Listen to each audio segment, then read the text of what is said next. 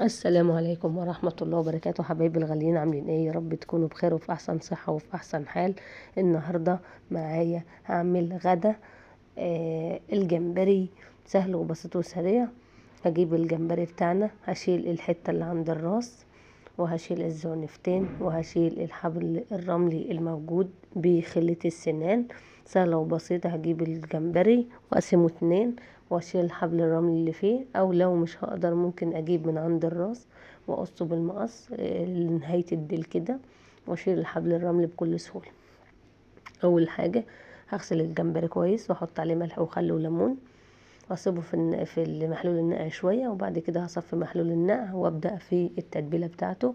معلقه من الثوم والبهارات الموجوده، كركم، فلفل اسود، وشطه، كل حاجه منها نص معلقه كده، والملح وبابريكا، واركنه على جنب في التلاجة مدة نص ساعة مش اكتر.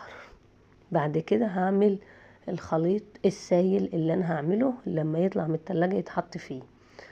هجيب معانا نص كوباية من الدقيق، عليها ربع كوباية من المية، مع حباية من البيض، مع ملح وفلفل اسود، كمون، كزبرة، وكاري،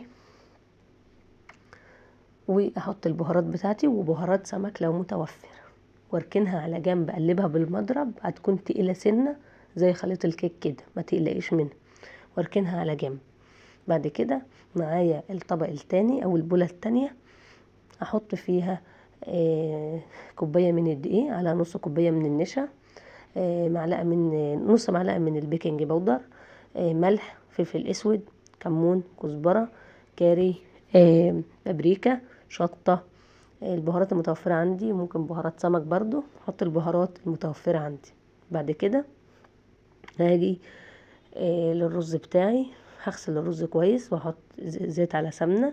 بعد كده هنزل بالرز، اقلبه شوية مع الزيت والسمنة، ياخد شوية تشويحة بسيطة كده، وبعد كده هنزل بمعلقة توم.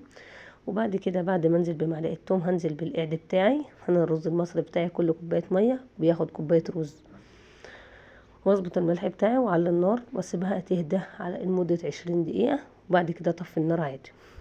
بعد كده بعد النص ساعة ما عدت، هجيب الجمبري بتاعي احطه في الخلطة الاولانية، وبعد كده اقفل عليه العلبة وارجه، وبعد كده هطلعه من الخلطة دي احطه في الخلطة بتاعة الدقيق. وبعد كده هحط الطاسة على النار واسيب الزيت يقدح شويه، وبعد كده هدي النار، وبعد كده انزل الجمبري فيه وما اقلبوش الا لما الاقيه احمر، وبعد كده اطلعه.